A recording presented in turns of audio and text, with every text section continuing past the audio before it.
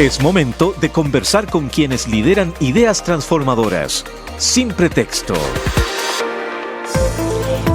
1:11 p.m. Les contábamos entonces que en un inserto de prensa, las 5 rectoras de los planteles pertenecientes al Consejo de Rectoras y Rectores de las Universidades Chilenas CRUCH dieron a conocer su profunda inquietud ante lo que consideraron un retroceso en cuanto a los derechos de niñas y mujeres en la propuesta de nueva Constitución, ya con sus enmiendas aprobadas. Las rectoras apuntan en específico a cómo podrían verse afectadas la paridad en política, los derechos reproductivos y justicia, y además expresaron su especial preocupación por la enmienda que permitiría considerar la objeción de conciencia como un derecho fundamental. Estamos entonces, voy a decir primero que nada cuáles son las rectoras, para que quede claro, ¿no es cierto? La rectora de la Universidad de Chile, Rosa Devés, la rectora de la Universidad UNCE, la rectora, Elisa Araya, la rectora de la UTEM, Marisol Durán, la rectora de la Universidad de O'Higgins, Fernanda Cri, y la rectora de la Universidad de La Serena, Luperfina Rojas. Vamos a estar conversando, ya estamos en línea de hecho, con la rectora de la Universidad Metropolitana de Ciencias de la Educación, la rectora Elisa Araya Cortés. Rectora, muchas gracias por estar con nosotros esta tarde. Buenas tardes, Mirna. Muchas gracias a ustedes por el contacto. Gracias también. Rectora, ¿por qué las rectoras del CRUCH consideraron que era necesario exponer con esta firmeza, digamos, su visión respecto a la propuesta constitucional? Porque fundamentalmente por los plazos, yo creo, ¿no? Si nosotros estuviéramos al inicio del proceso y se estuvieran discutiendo estas ideas, nosotros estaríamos esperando ver cómo se desarrollan. Pero a esta altura ya estamos absolutamente claras de que el texto que se está proponiendo va a ser ¿no? Va a señalar aquello que nosotros creemos que es un error. Fíjese lo siguiente. Cuando nosotros somos, académicas, educadoras, formamos a profesionales y todo, y cuando uno, investigadoras algunas, y cuando uno hace algunos planteamientos en la sala de clase, lo que hace es pedirle a los estudiantes que definan muy bien los conceptos, que expliquen muy bien de dónde salen esos conceptos, que expliquen muy bien qué implicancias tienen esos conceptos, cuáles son los límites, ¿no? ¿Qué es lo que abarcan? Si usted entenderá que el concepto de conciencia, cuando uno le dice a los hijos, toma conciencia, pero tú no tienes conciencia, les está hablando de una capacidad cognitiva eminentemente humana. Entonces, ¿me puede explicar de dónde sacaron las personas que están redactando esto que una institución tiene conciencia? Un banco tiene, ojalá los bancos tuvieran conciencia, dirían algunos. Claro, exactamente. Es muy raro esto, ¿no? Entonces, cuando estamos en los límites temporales que estamos, con un texto de esta naturaleza, uno obviamente que se tiene que preocupar y decir, nos parece que esto es un retroceso, que es un error plantearlo de esta manera. Rectora, para usted y para las rectoras que firman esta carta, este es uno de los puntos más importantes, porque se lo pregunto también, porque efectivamente el texto aprobado por el Consejo dejó establecida la objeción de conciencia personal e institucional, y luego, cuando se llevó a la comisión de expertos, los expertos eliminaron este punto, lo devuelven al Consejo Constitucional, pero claramente los sectores que quieren establecerlo en la Constitución, digamos, como quien dice, levantan la mano y dicen, no, nosotros queremos observar esto, y pasa a una comisión mixta. Entonces no sabemos todavía si va a quedar o no va a quedar en el texto final. Si es que llega a quedar, ¿de qué manera diría usted eso va a afectar los derechos de las mujeres? Bueno, fundamentalmente porque la objeción de conciencia ha sido discutida en nuestro país respecto de la posibilidad de las mujeres de decidir respecto a su propio cuerpo, por ejemplo, del aborto. Y fue muy, muy discutido durante la promulgación de la ley de aborto por 3 causales. Y de hecho, nosotros entendemos que hay instituciones que han levantado la noción de objeción de conciencia para, voy a decir, zafar o esquivar el cumplimiento de la ley de aborto, ¿no? Y voy a decir que puede ser que a muchos les parezca que el aborto no debiera ocurrir, pues puede ser, pero hay situaciones límites en la vida de las mujeres que esa es una situación, una salida a una situación muy gravosa, muy penosa. Entonces, obviamente, esto va a dar pie para que muchos eviten cumplir la ley o simplemente va a dejar esa ley sin posibilidad de ser practicada. Pero aumentemos esta objeción de conciencia a otros planos de la vida. Perfecto.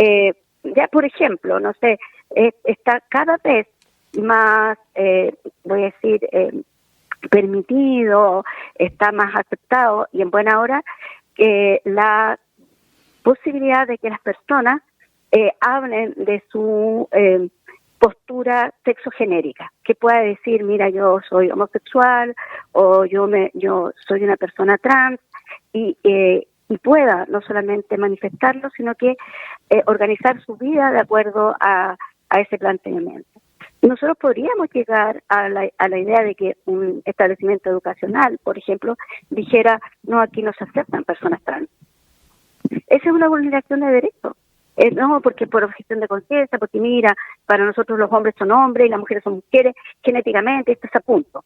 Hay montones de situaciones que pueden generar exclusión a lo que nosotros hemos celebrado como diversidades y como una cosa muy buena que ha ido pasando, que las personas puedan vivir la vida como mejor la entiendan.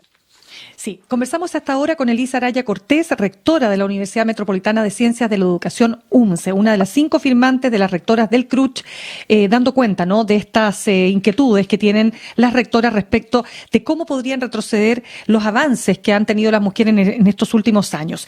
Rectora, vamos a otros aspectos porque quiero aquí confrontar un poco el planteamiento que usted me ha señalado, digamos, no respecto de la objeción de conciencia, pero sí respecto de si el texto efectivamente es un retroceso o no, porque cuando uno escucha, por ejemplo, académicas de un sector político más, digamos, del mundo de la derecha o de la centro derecha, ellas mencionan fundamentalmente que este nuevo texto ofrece una condición para la mujer que no está en la actual Constitución. Ellos hablan, por ejemplo, de que promueve el acceso igualitario a los cargos de elección popular, a la participación política en condiciones de igualdad, prohíbe, esto es uno de los aspectos que más se ha resaltado, que prohíbe la discriminación salarial arbitraria por trabajos del mismo valor, en fin.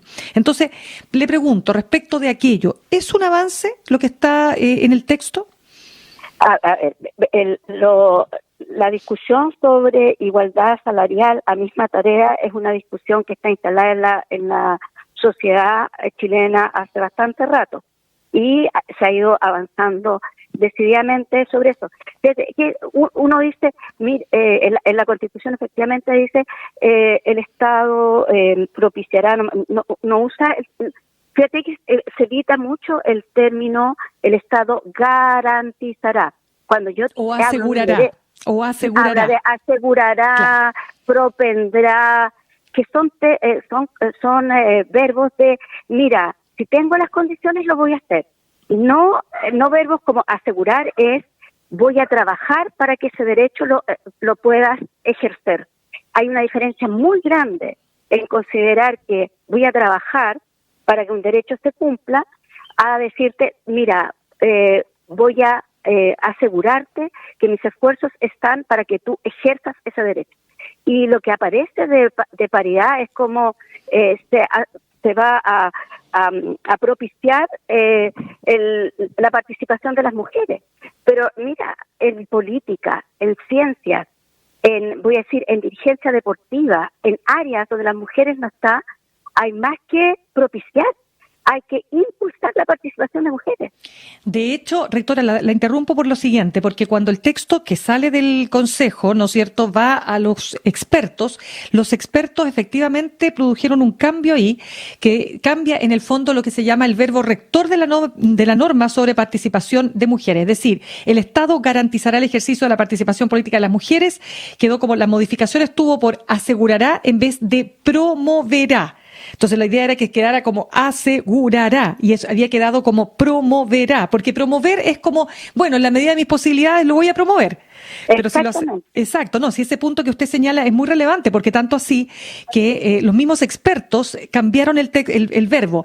Y allí hay varios otros puntos. Ahora, vamos al tema de los derechos reproductivos, rectora, porque el famoso tema de la ley de aborto en 3 causales, en cuanto al cambio que se ha hecho respecto de la ley, de que la ley protegerá la vida del quién está por nacer y no del qué está por nacer, que es lo que dice la actual Constitución. Yo hablaba ayer con un experto, Gabriel Osorio, que decía que eso, junto a otra cláusula que es niño, toda persona menor de 18 años, va a generar dice él, una situación muy difícil de sostener para la ley de aborto en 3 causales y que podría efectivamente considerarse una ley inconstitucional, ¿verdad? Entonces, quiero preguntarle desde ese punto de vista, ¿cómo observan ustedes este aspecto que algunos consideran sustancial del nuevo texto constitucional? Porque eso sí que quedó tal cual, eso no fue cambiado por los expertos.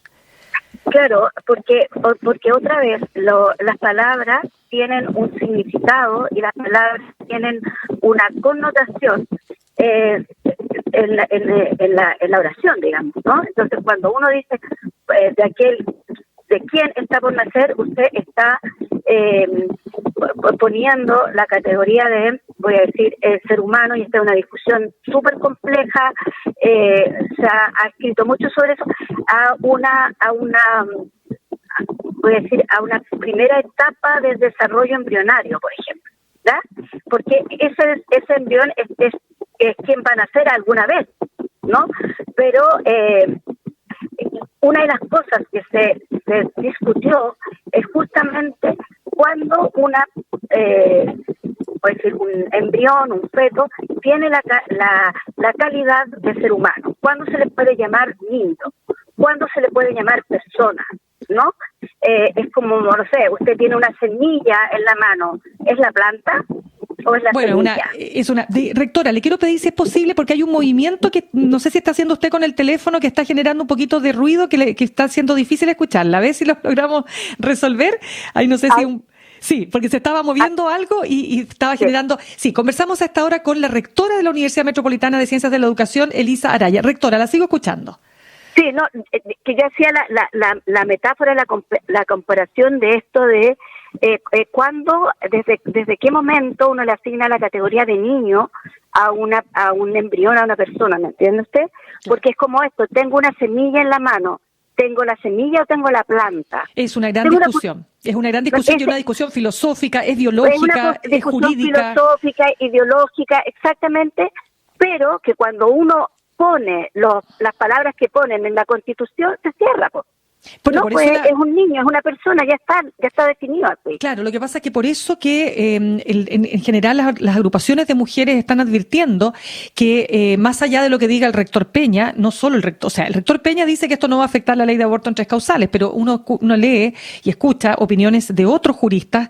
Yo estaba leyendo, por ejemplo, a Lucas Sierra, que no vamos a decir que es un jurista de izquierda por ningún motivo, ¿no? Él es una persona de derecha, liberal, eso sí, pero es de derecha, y él decía que justamente no se puede separar el tema del quién está por nacer con esto de que todo niño es persona, mejor dicho, digamos, todo niño es aquel que tiene menos de 18 años. Entonces, ¿hasta dónde llega eso? ¿No? Sí, es verdad. Claro. Exactamente. Entonces, lo de la semilla que estoy diciendo yo, que es una reflexión efectivamente filosófica y que fue la que se dio durante muchos años para llegar a la idea de las 3 causales. Yo me acuerdo lo polémico que resultó en su época Humberto Maturana, que fue un gran científico chileno, cuando decía, existe aquello que se nombra. Entonces, si no lo nombro, si no lo hago persona, no es persona. Entonces, es claro, es complejo, no es simple de entender,